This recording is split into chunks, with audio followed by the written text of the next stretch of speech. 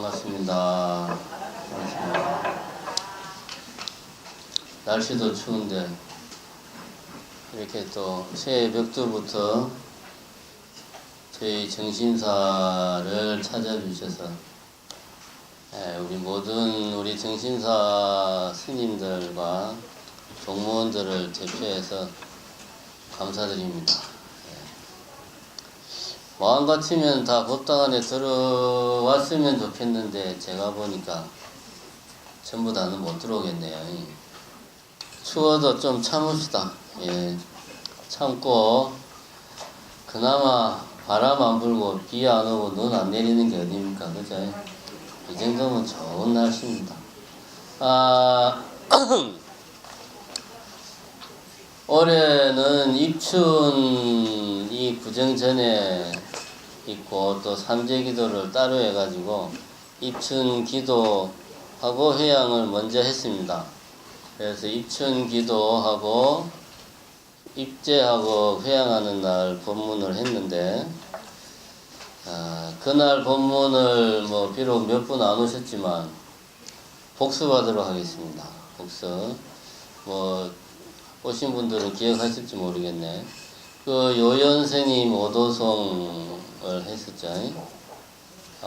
진일, 심춘, 불견춘하고 망해다파 농두운이라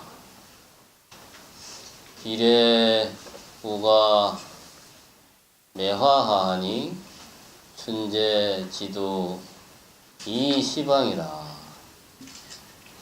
엄청나게 대단한 개성 같은데 그렇게 대단한 거 아닙니다.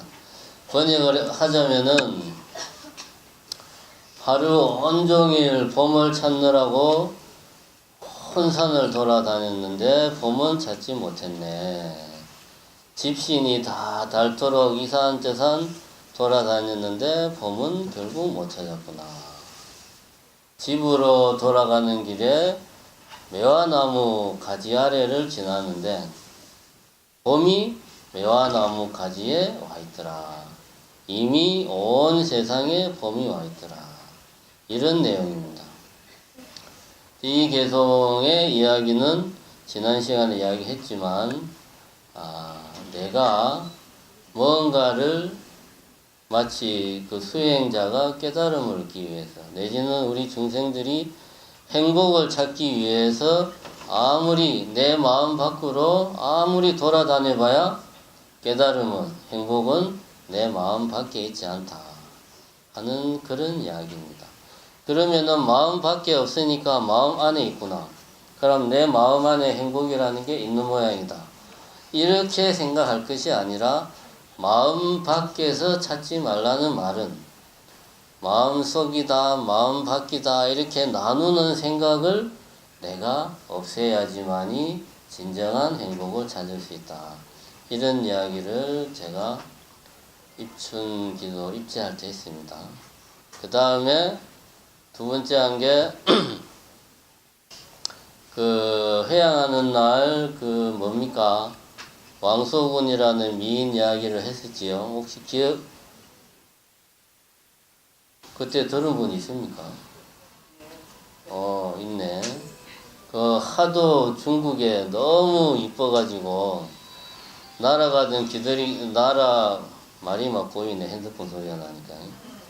날아가던 기러기가 그 미인의 미모를 보고 너무 감동을 해가지고, 자기가 날고 있던 거를 까먹은 거야.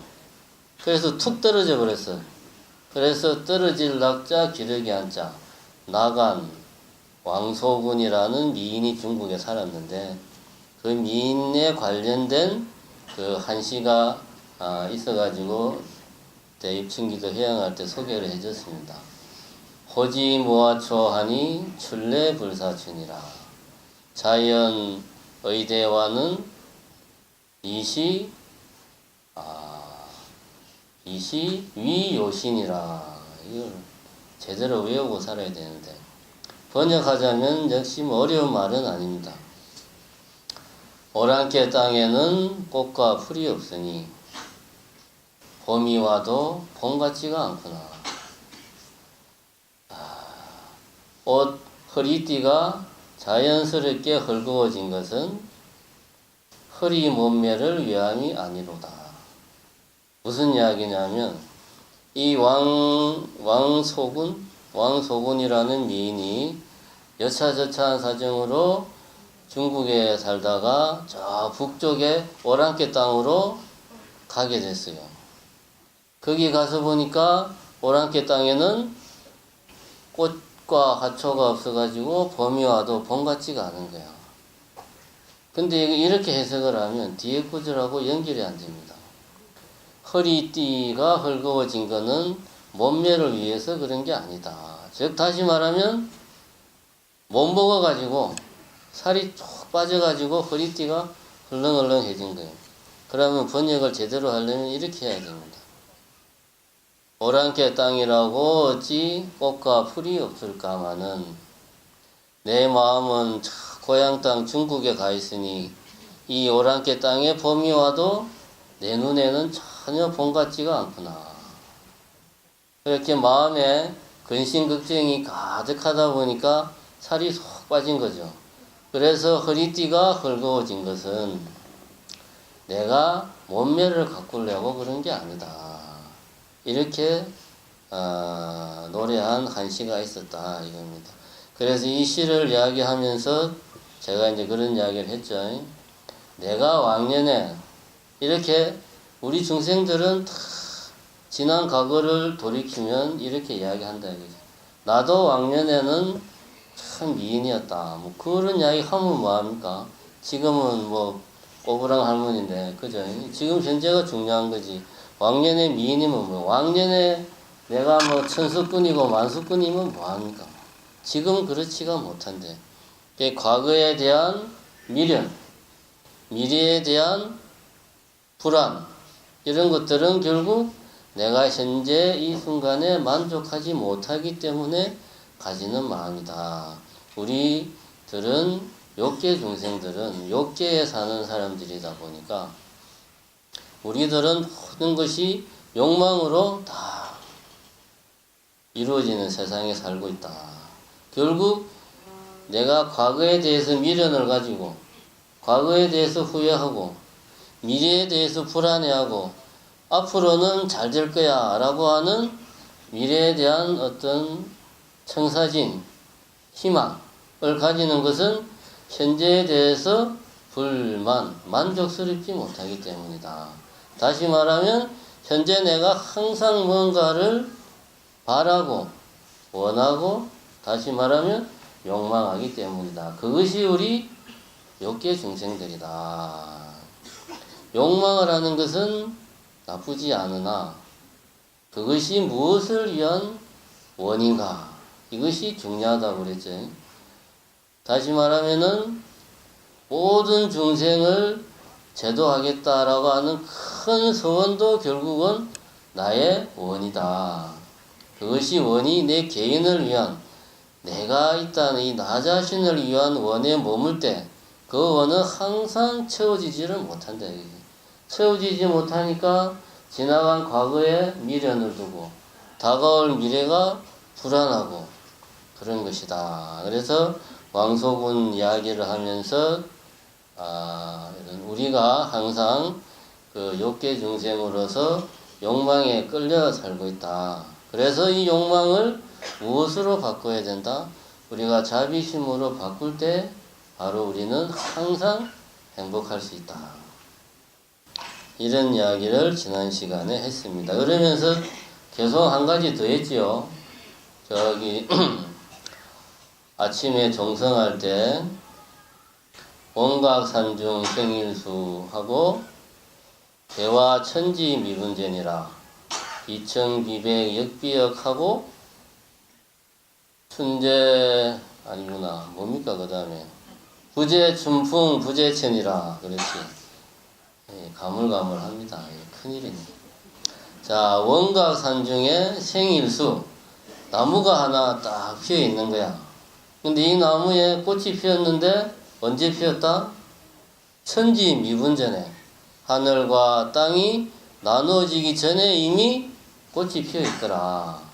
그런데 그 꽃의 색깔은 비청비백 역비흑이라. 푸르지도 않고 희지도 않고 검지도 않더라. 그리고 그 꽃은 봄바람에도 없고 하늘에도 없다. 이런 개성입니다. 이게 이제 스님들이 새벽 예불 할 때 아침 정성중에 나오는 겁니다. 이 이야기는 제가 그런 비유를 들었지요. 코끼리를 냉장고 안에 넣는 방법과 이 세계를 내 마음속에 넣는 방법은 똑같은 거다. 이 세계를 내 마음속에 넣으려면 어떻게 해야 된다? 이 세계를 내가 코끼리를 냉장고에 넣는 방법 중에 하나는 코끼리를 사진으로 딱 찍어서 그거를 인화해가지고 냉장고 안에 넣으면 되죠. 내지는 뭐 그게 말도 안 된다. 그러면은 요즘 유행하는 뭡니까? 뭐 홀로그램 막 그런 걸로 찍어가지고 홀로그램으로 만들어서 넣으면 돼. 마찬가지로 이 세계를 내 마음속에 다 담으려면 어떻게 해야 된다? 내가 이 세계의 이미지를 내 눈 안에 담아서 내 눈 안에 하나의 상으로 만들면 그게 내 마음 안에 다 들어오는 겁니다. 그게. 이렇게 우리가 일체유심도다. 발음이 날씨가 추워서 그런 것 같아. 바람이 부니까 혀가 잘 안 돌아가요 지금. 얼었나 봐 혀가. 일체유심조 그러잖아요. 일체는 오직 심조 마음이 만들었다. 이렇게 말하면은 우리가 흔히 이렇게 생각합니다. 이 세상은 신이 만든 게 아니고 뭡니까? 생물학에서 말하는 그 다윈의 진화론 뭐 그런 걸로 해서 막 진화해서 만든 게 아니고 내 마음이 이 세상을 만들었구나 라고 생각할 수 있습니다. 제가 옛날에 강당 다닐 때, 강원 다닐 때 그 수업을 듣다가 이런 이야기를 하길래 질문을 했어요. 일체유심조라고 하는데 그러면 저 산도 내 마음이 만든 겁니까? 하고 이제 그때 질문을 한 기억이 납니다. 근데 그때 대답을 어떻게 했는지는 그거는 기억이 안 나네. 근데 일체유심조라는 말은 그런 뜻이 아니고 여기서 일체는 내 바깥에 있는 실제 세계가 아니고 내가 이 세계를 내 마음속에 담아서 상으로 만든 내 마음속에 만들어낸 세계가 일체입니다. 내 마음속에 있는 이 세계는 당연히 내가 만든 거죠. 이게 무슨 이야기냐? 금강경에서 말하는 금강경에서 그런 말이 많이 나옵니다. 중생은 중생이 아니고 그 이름이 중생이다. 중생은 비중생이요 시명중생이라. 이런 말들이 많이 나옵니다. A는 A가 아니고 그 이름이 A다. 금강경에 이런 말이 한 수십 번은 나옵니다. 그죠? 맞습니까? 금강경은 잘 안 보시는 모양이네. 많이 나옵니다. 이런 말이. 여기서 말하는 첫 번째 A, 이 세계는, 그럼 내가 말하는 이 세계는 A가 아니고, 여기서 말하는 A가 아니라는 것은 실제의 세계가 아니고, 그 이름이 세계다. 내가 마음속에 이것은 컵이다, 이것은 마이크다 라고 내 마음속에 이미지를 만들어 놓은 것이다. 이거지. 그래서 내가 실제의 세계를 내 마음속의 세계와 실제의 세계를 같은 걸로 착각을 하는 거죠. 내가 눈으로는 실제의 세계를 보면서 그것을 내 마음속의 세계와 착각을 해서 똑같은 걸로 생각을 하는 겁니다. 그래서 우리가 실상을 보려면은 내 마음과 내 마음이 아닌 것 이렇게 나누는 이런 사고방식을 버려야지 실제 세계 있는 그대로의 세상을 접할 수 있다. 이런 이야기를 복습했습니다. 지금까지 짧은 시간에 5분 만에 2회에 걸친 본문을 간단하게 복습을 했습니다. 오늘은 비록 날씨는 춥지만 많은 분들이 오셨기 때문에 그래도 본문을 해야 되지 않겠습니까? 오늘은 이 일과 중생, 일과 인생이라는 주제를 가지고 본문을 해보도록 하겠습니다. 오늘 무슨 이야기를 할까 고민을 하다가 저번 입춘기도 입제할 때 같이 막 계속 얽고 하면 폼은 나는데 어렵잖아요. 그죠?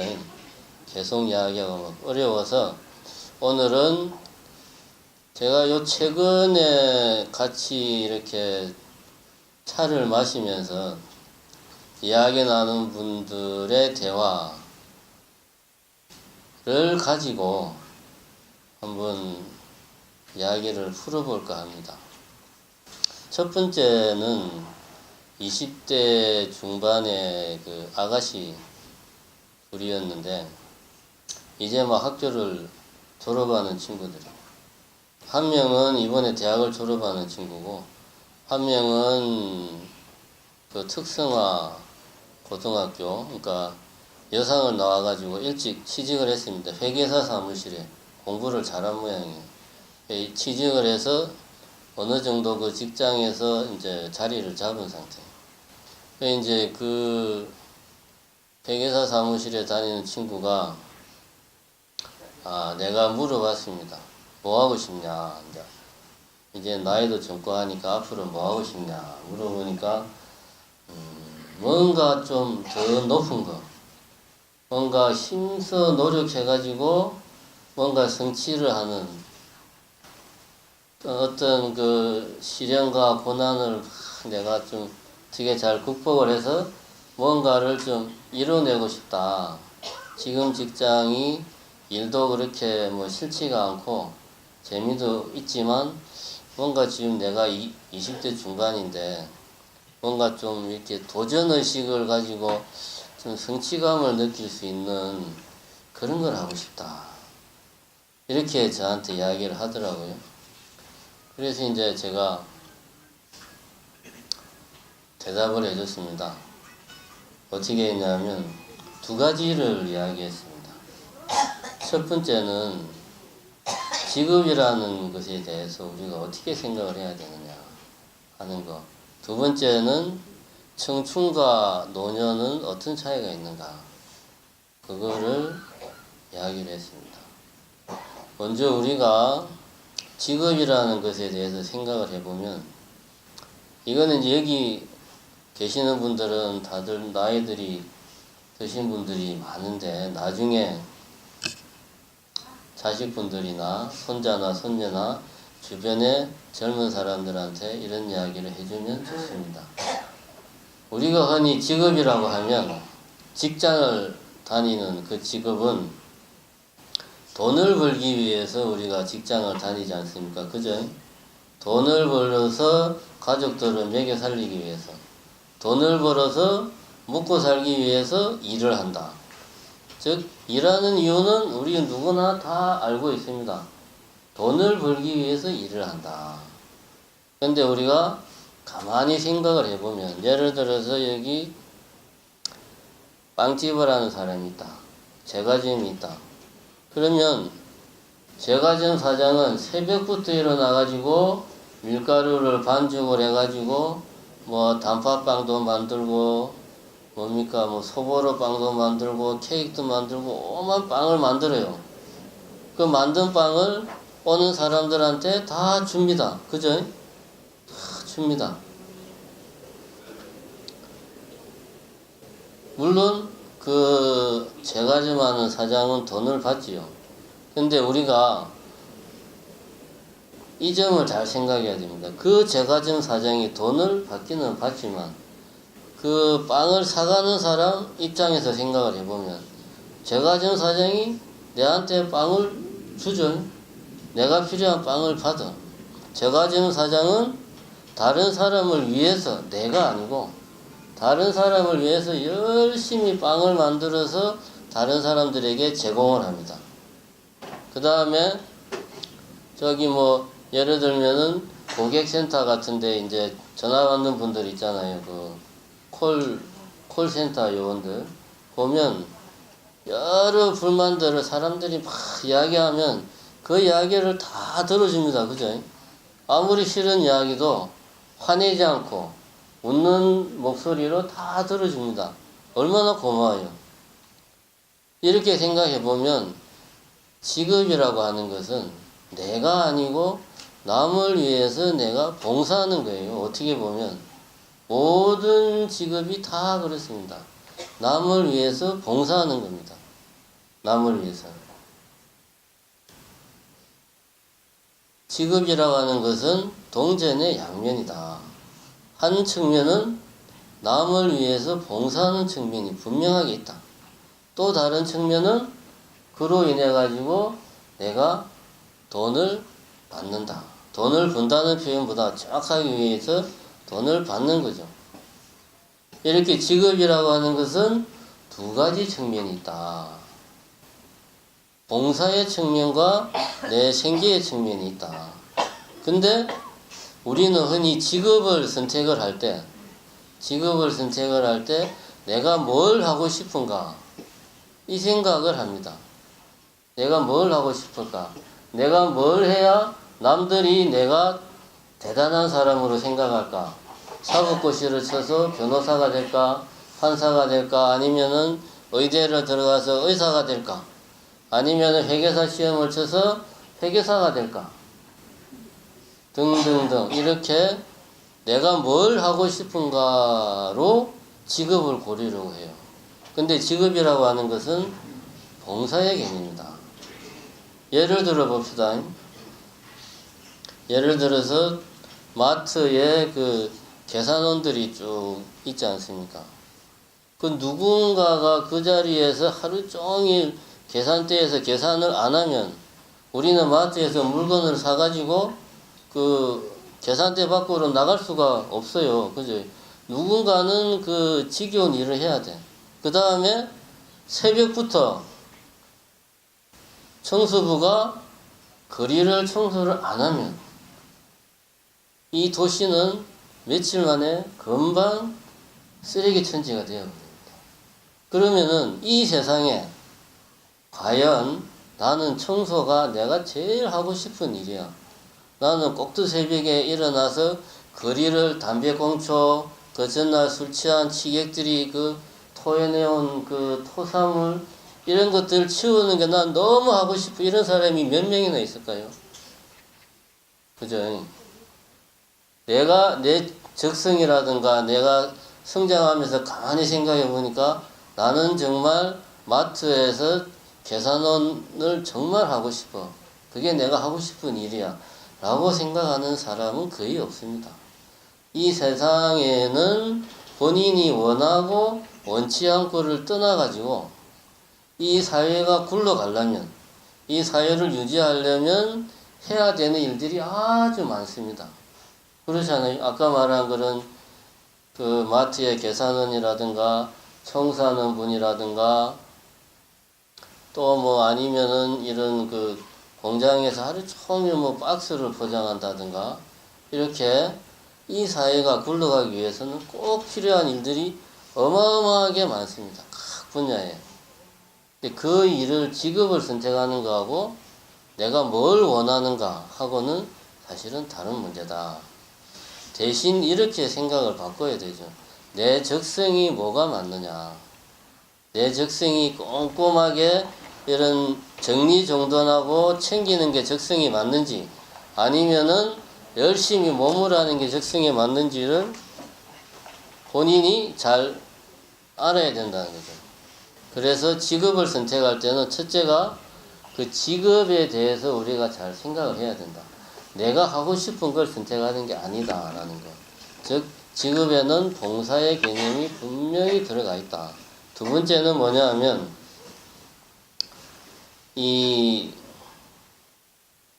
뭡니까? 신이라는 존재는 공평해가지고 젊은 사람들한테는 넘치는 힘을 선물하는 대신에 지혜는 주지 않았어요. 대신에 나이가 많아지면 몸의 기운은 다 빠져나가는데 그 대신에 젊은 사람에 비해서 더 풍부하고 깊은 지혜를 가지게 됩니다. 그래서 신은 참 이 자연은 그래서 공평한 겁니다. 젊은 사람들은 넘치는 게 힘인데 그걸 어떻게 써야 될 줄은 몰라. 예를 들어서 저기 산이 있다. 그러면은 나이를 먹으면은 저 산을 보고 아 저게 무슨 산이지? 그래서 핸드폰으로 찾아봅니다. 무등산이구나. 높이가 1187m구나. 여기서 저 산을 가려면은 뭐 중머리째로 해서 이 코스로 가야 되는구나. 요렇게 딱 이렇게 최대한 저 산을 내가 가장 빨리 가장 힘을 안 들이고 갈 수 있는 방법을 찾아가지고 가야 된다면 가는데, 반면에 젊은 친구라면은 저기 산이 있어. 저기 산이 있네. 가야지. 일단 가고 보는 거야, 그냥. 그래서 저 체인봉으로 갔다가 토끼봉으로 갔다가 막 헤매요, 산속을. 그래서 어찌 겨우 산에까지 어마어마한 힘을, 에너지를 다 소비하고 가기는 갑니다. 근데 젊은 친구들은 넘치는 게 힘이에요.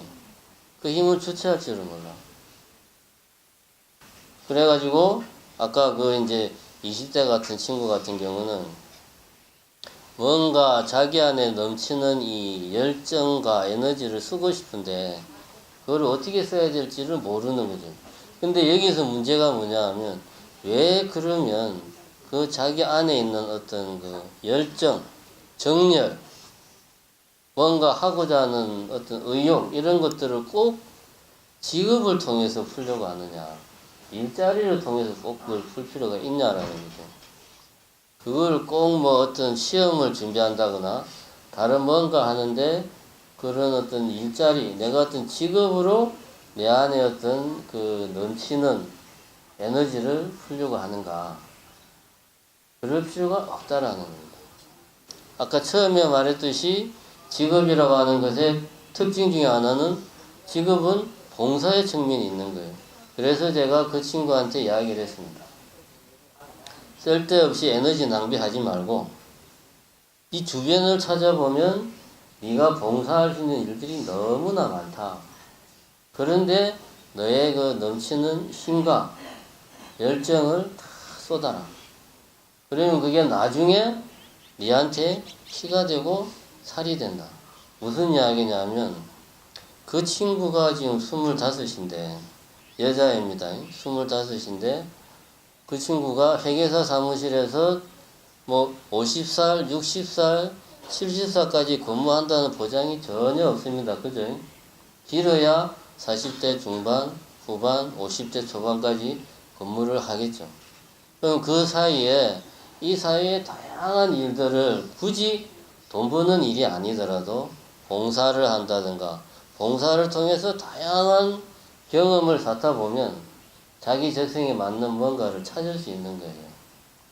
그러면 그게 나중에 노년이 되어서 제2의 인생을 준비할 수 있는 겁니다.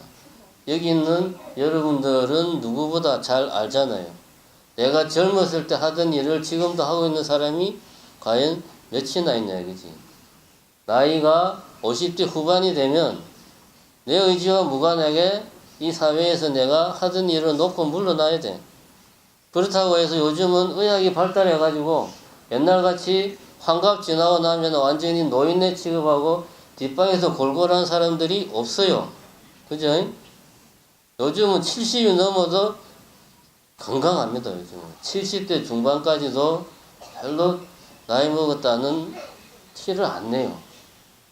그러면은 제2의 인생은 60대, 70대, 50대 중반부터 따지면 30년 가까이 나는 젊었을 때와 전혀 다른 세계에서 전혀 다른 방식으로 살아야 될지도 모릅니다. 그러니까 그런 사람들을 젊었을 때부터 준비해야 되는데, 그걸 꼭 직업을 찾는데 자기 시간과 에너지를 허비할 필요가 없다. 제가 적극 추천하는 것은 젊은 친구들일수록 봉사를 많이 해야 합니다. 어느 분야든 좋다 이거지. 다양한 경험을 쌓는 좋은 방법은 봉사하는 겁니다. 그 넘치는 힘을 갖다가 할 말은 아니지만은 노는 데 써버리고 뭐 클럽 가서 써버리고 그 젊어서 얼마 되지도 않는 돈 모은 거를 쓸데없는 옷 사는 데 사고 하는 것보다 내 돈 내가 써가면서 봉사하는 데 힘을 써라 이겁니다. 여러분들 자제분들이나 주위에 뭐 손자나 손녀나 젊은 친구들을 보면 아, 정심사 스님이 이런 이야기를 하더라. 너희들은 넘치는 게 힘이니 그 힘을 쓰기 위해서 다양한 경험을 해라. 그러면 그것이 나중에 제2의 인생을 준비하는 데 큰 도움이 된다.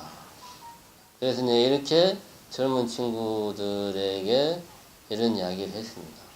20대라고 하는 나이는 아직 사회에 본격적으로 들어가기 전이죠. 들어가기 전이니까 자기가 뭘 잘하는지도 잘 모릅니다. 그리고 자기가 어느 분야에 딱 속해 있는데도 없어요. 예를 들면은 뭐 간호사면은 간호사 집단이라거나 아니면은 뭐 아까 말했듯이 뭐 무슨 회계사다. 그러면 그쪽의 계통의 어떤 자기가 속해 있는 집단도 없어. 어디 속해 있는 데도 없고 내가 뭘 잘하는지도 모르고 근데 넘치는 거는 힘이고 남들을 보니까 이런 걸 하니까 좋은가 보다 뭐 저런 걸 하니까 좋은가 보다 남들 하는 거 따라가다가는 오히려 나중에 나이 먹어서 후회한다 이거지. 그래서 정리하자면은 20대 친구들에게 중요한 것은 봉사를 하는 거다. 그것이 직업이 가지고 있는 중요한 특징, 직업이 가지고 있는, 일이 가지고 있는 봉사라는 측면, 그리고 젊은이들이 가지고 있는 넘치는 에너지, 그게가 딱 합쳐진 게 바로 봉사다. 그런 이야기를 했습니다. 그 다음에 이제 30대 초반의 친구가 전화를 해가지고 저한테 이런저런 이야기 끝에 그 친구가 몇 달 전에 취직을 했어요. 공무원. 요즘 공무원 되는 게 엄청나게 힘들잖아요. 정말 힘든 시험을 쳐가지고 낙타가 바늘 들어가는 것보다 더 힘든 시험을 쳐서 공무원을 됐어요. 공무원 됐는데 5달 만에 공무원을 때려치운대요. 왜 남들은 못 들어가서 안달인 공무원을 니는 때려치우냐 물어보니까 자기는 공무원 체질이 아니래요. 공무원 5달 해보니까 자기하고 안 맞대. 아니 기계의 부속품 같이 사는 건 싫대.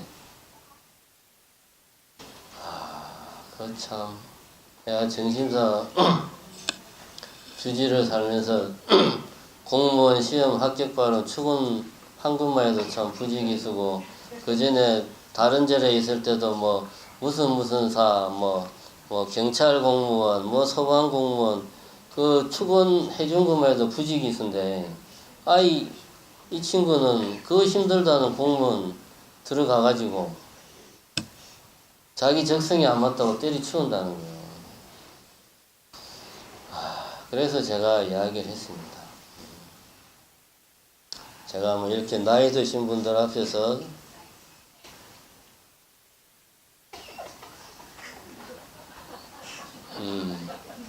나이 드신 분들 앞에서 이런 이야기하는 건 죄송스럽지만 내가 살아보니까 이렇게 살아도 인생은 후회하는 거고 저렇게 살아도 인생을 후회하더라. 내가 볼 때는 좋은 직장 들어가서 잘 먹고 잘 살던 친구들도 나중에 50대 후반 되니까 다 후회하고 내같이 정말 이 거칠게 온갖 별 이런저런 일들 다 겪고 산 놈도 내 나이 되면 또 후회하고 다 후회하는 거다. 그럼 뭐 네가 때려치고 싶다면 때려치워라. 그건 네가 후회하는 거지 내가 후회하냐. 그거는 네 자유다. 때려치워라. 그렇게 이야기를 했습니다. 그 친구 이야기를 듣고 제가 느낀 게 한 가지가 있습니다. 뭐냐 하면 요즘 사람들, 나이 드신 사람들도 마찬가지예요. 추운데 너무 길게 하네요. 간단하게 끝내겠습니다. 죄송합니다. 예? 춥죠? 예. 빨리 끝내겠습니다. 그 친구를 보면서 제가 느낀 건 하나입니다. 뭐냐 하면 요즘 사람들은 혼자서 다 해요. 뭐든지. 혼자서 밥 먹고 혼자서 텔레비 보고 혼자서 영화 보고 혼자서 쇼핑하고 혼자서 자고 이렇게 하다 보니까 자기가 뭐든지 자기 혼자 뭘 다 한다고 생각하는데 사실은 그게 아니라는 거지. 내가 입고 있는 옷 절대로 내가 혼자 만든 게 아니라는 거지. 누군가가 나를 위해서 알지도 못하는 사람들이 만들어 준 겁니다. 그 다음에 이 뭐 내가 지금 말하고 있는 마이크, 내가 쓰고 있는 핸드폰, 내 몸에 있는 거 어느 하나 내가 직접 만든 거 하나도 없습니다. 결국 내 혼자 아무리 잘나봐야 아무 소용없다는 거지. 나도 모르는 무수히 많은 사람들이 나를 위해서 일을 해주니까 내가 혼자서 밥도 먹을 수 있고, 혼자서 텔레비도 볼 수 있고, 혼자서 쇼핑도 할 수 있고, 혼자서 운전도 할 수 있고, 혼자도 여행도 할 수 있는 거예요. 이 점을 우리들이 절대로 잊어서는 안 된다. 세상은 혼자 사는 게 아니다. 절대로. 내가 혼자 있는 것 같지만 혼자가 아니라는 거지. 그러니까 그 친구가 자기는 어떤 뭐 조직의 부속품처럼 느껴진다라고 하는 거는 혼자 있다 보면 내가 혼자라는 생각, 뭐든지 내 혼자 한다는 생각이 빠져가지고 사실은 내가 얼마나 많은 사람들 덕분에 살고 있는가 하는 거를 까먹고 있는 겁니다. 날씨가 추워서. 근데 이거를 어떻게 마무리를 해야 되지? 자, 그러면은 도저히 바람이 많이 불어서 안 되겠습니다. 마무리를 하겠습니다. 마무리를 하겠습니다. 이렇게 마무리가 안 되는데 날씨가 추운 관계로 더 이상 길게 안 하고 간단하게 정리를 하면 마무리를 해야지. 그래도 하다가 중간에 끊을 수는 없잖아요. 그죠? 간단하게 정리를 하면 아까 이야기한 이야기만 다시 정리를 하겠습니다. 결국은 내가 잘났다는 생각, 이 생각이 내 마음을 가리고 있으면 될 일도 안 된다라는 이야기를 저는 여러분들에게 하고 싶었습니다. 근데 시간 관계상 더 이상 할 수 없고, 그래도 공지사항은 해야죠. 공지사항은 하겠습니다. 삼재기도가 2월 11일부터 삼재기도가 들어갑니다. 그러니까 삼재기도 다들 동참해 주시고, 그 다음에 정월 방생 2월 26일 날 갑니다. 방생. 장소는 김해 은하사 김해 쪽으로 갑니다. 2월 26일 날 아침 7시 요 밑에 정심사 버스 정점에서 출발합니다. 2월 26일 방생 간다는 거 잊지 마시고, 그 다음에 올해부터 새로 시작하는 게 있습니다. 그 길따라 절따라라고 방생하고 다르게, 이거는 성지순례하고 다르게 매달 가는 거고요. 그 다음에 우리가 절에 가가지고 어떤 기도나 이런 것만 예불만 하는 게 아니라 그 절의 어떤 문화재에 대해서 전문가의 상세한 설명을 듣고 같이 그 문화재를 눈으로 직접 볼 수 있는 그런 프로그램입니다. 그러니까 우리가 전문 답사 선생님과 함께 문화 답사를 가는 프로그램입니다. 그래서 관심 있으신 분들은 많이 참석을 부탁드리고요.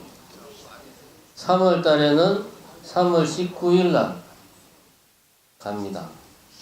장소는 속리산 법주사로 가는데, 이번에는 그 속리산 법주사와 신미대사, 한글 창제와 깊은 관련이 있는 그 신미대사 이야기 등을 통해서 이 한글 창제의 비밀에 대해서 우리가 속리산 법주사에 가서 속속들이 눈으로 보면서 공부하게 되겠습니다.